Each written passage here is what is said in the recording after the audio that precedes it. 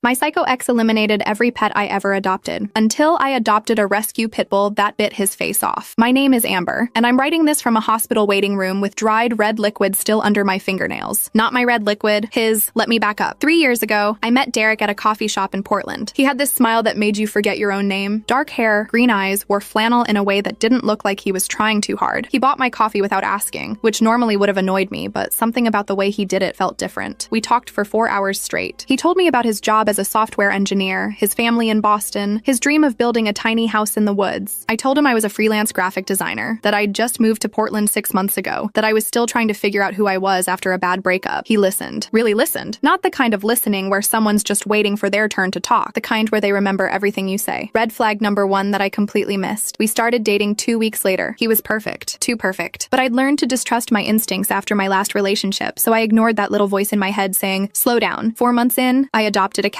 A tiny orange tabby from the shelter named Mango. I'd always wanted a cat, but my ex before Derek was allergic, so this felt like reclaiming something for myself. Derek seemed fine with it. Said he loved cats. Even bought Mango toys and fancy food. 2 weeks later, Mango was gone. I came home from a client meeting and found the window wide open. My 3rd floor apartment window that I never opened more than a crack because I was paranoid about exactly this. Derek helped me search the neighborhood for hours. He made flyers, posted on every lost pet page, held me while I cried myself to sleep. These things happen, he said, stroking my hair. Cats are curious. She probably just wandered off, but Mango wasn't that kind of cat. She was timid, afraid of everything. She wouldn't have jumped out a window 3 stories up. I tried to tell Derek this, but he just kept reassuring me we'd find her. We never did. I was devastated for months. Derek was there for all of it, patient and understanding. He even suggested we wait a while before getting another pet. You're not ready yet, he said. Give yourself time to heal. Looking back, I should have seen it then. The way he watched me grieve, like he was studying me, taking notes. 8 months passed. I finally felt ready to try again. I adopted a dog this time, a beagle mix named Biscuit from the same shelter. 7 years old, calm, perfect for apartment living. Derek moved in with me 2 weeks after I brought Biscuit home. It seemed like the natural next step. We'd been together over a year. He practically lived at my place anyway. His lease was ending. It made financial sense. Plus, I thought having him around would be good for Biscuit. Someone home more often since Derek worked remotely. Biscuit died 3 weeks later. The vet said it was poison. Rat poison, specifically. But I didn't have rat poison in my apartment. I'd never had rats. The building was well maintained, old but clean. Could he have gotten into it outside? The vet asked. Maybe. Biscuit was always sniffing around the dumpsters during walks. But he was well trained, never ate anything off the ground. Derek held me in the vet's office while they put Biscuit down. The poison had destroyed his organs. There was nothing they could do. I cried so hard I threw up in the parking lot. I'm so sorry, Derek whispered, rubbing my back. This is my fault. I should have watched him more carefully during walks. It's not your fault, I said, because I believed it. He insisted it was. Beat himself up about it for weeks, which made me comfort him while I was drowning in my own grief. Red flag number 2. I told myself I was done with pets. 2 in less than 2 years. I couldn't handle it